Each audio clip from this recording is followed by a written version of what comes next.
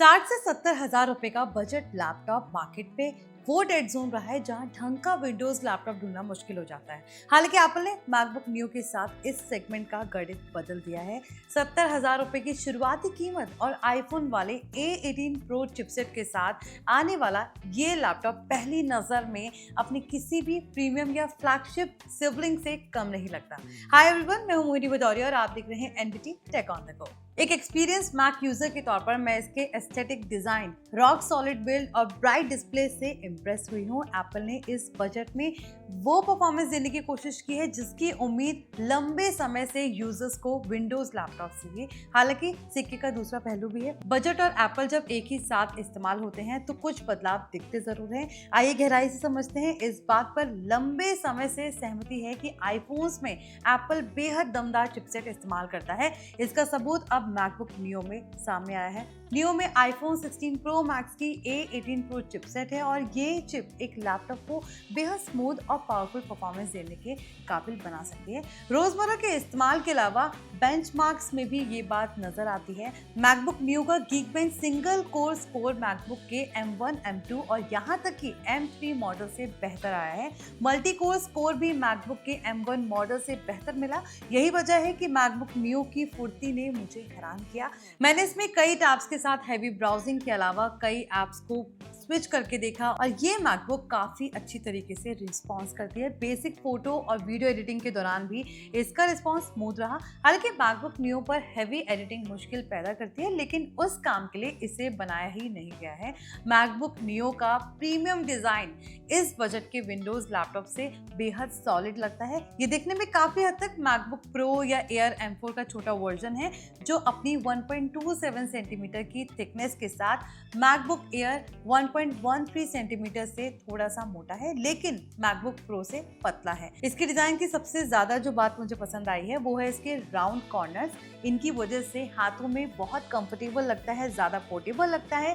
MacBook neo नए colours के साथ एप्पल ने लैपटॉप्स की दुनिया को काफी कलरफुल बनाने की कोशिश की है। सस्ता होने के बावजूद एप्पल ने अपने जरूरी ट्रेडमार्क से समझौता नहीं किया है। इसका सबसे बड़ा सबूत है बैलेंस हिंज, यानी बाकी मैकबुक की तरह इस बजट लैपटॉप की लिड को सिर्फ एक उंगली से बिना किसी मशक्कत के खोल सकते हैं। ये सुनने में छोटी बात लगेगी, लेकिन एप्पल की उस बारीकी और इंजीनियरिंग का ये प्रूफ है जो इसे महंगे विंडोज लैपटॉप में मिलना मुश्किल होता है। मैकबुक नियो में 13 इंच की 60 हर्ट्ज रिफ्रेश रेट और 500 निट्स ब्राइटनेस वाली LCD डिस्प्ले है। ये इस बजट के विंडोज लैपटॉप के मुकाबले काफी शानदार है। हालांकि बेजल्स मुझे थोड़े से ज्यादा लगे, लेकिन 1 बिलियन कलर सपोर्ट के साथ ये काफी पंची और ब्राइट आउटपुट देता है। इसमें आपको 1080 पिक्सल HD वेबकैम मिलता है जो मीटिंग्स और वीडियो कॉल के लिए ठीक है। ऐसे ही कुछ मैक OS 26 के लिए भी कहा जा सकता है। विंडोज यूजर्स के लिए ये एक अलग एक्सपीरियंस हो सकता है और इसकी आदत डालने में समय लग सकता है। हालांकि अगर आप मैक OS इस्तेमाल करते रहे हैं तो आपको बाकी मैकबुक्स के मुकाबले कोई फर्क महसूस नहीं होगा। अगर आप आईफोन यूजर भी हैं तो कंटिन्यूटी फीचर्स के साथ आपका लैपटॉप इस्तेमाल करने का एक्सपीरियंस कई गुना बढ़ जाएगा।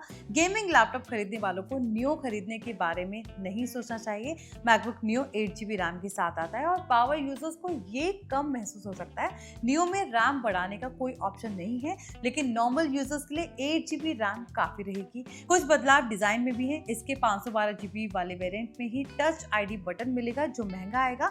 मैकबुक नियो में बिना बैकलाइट वाला कीबोर्ड और एक फोर्स टच ट्रैकपैड नहीं मिलता है। ये छूने और क्लिक करने में विंडोज लैपटॉप जैसा लगेगा, लेकिन मैक OS के सभी स्मार्ट जेस्चर्स को भी सपोर्ट करेगा। मैकबुक नियो में साइड फेसिंग स्पीकर्स मिलते हैं जो वेब सीरीज या शो देखते समय डायलॉग सुनने के लिए ठीक है, लेकिन म्यूजिक के मामले में ये फ्लैट लग सकते हैं। मैकबुक नियो आपको 9 से 10 घंटे का बैकअप निकाल कर देता है, लेकिन इसके साथ एप्पल 20 वॉट वाला चार्जर देता है जो चार्जिंग में समय लेता है।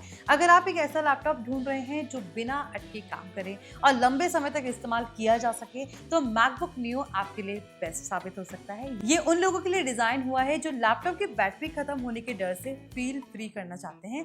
स्टूडेंट डिस्काउंट के साथ अगर आप इसे 60,000 रुपए तक खरीद पाए तो फिलहाल मार्केट में इसका कोई तोड़ नहीं है। अगर ओवरऑल देखा जाए तो मैकबुक नियो को रिव्यू करने के बाद अगर इसे 5 में से रेटिंग दी जाए तो मैं इसे 4.5 स्टार रेटिंग दे सकती हूँ। आई होप ये रिव्यू वीडियो आपको पसंद आया हो। प्लीज इसे लाइक और शेयर जरूर करें। अगर आपका मैकबुक न्यू से जुड़ा कोई भी सवाल है तो हमें कमेंट में ड्रॉप कर सकते हैं। बाकी वीडियो को जरूर शेयर करें और चैनल को सब्सक्राइब करना ना भूलें।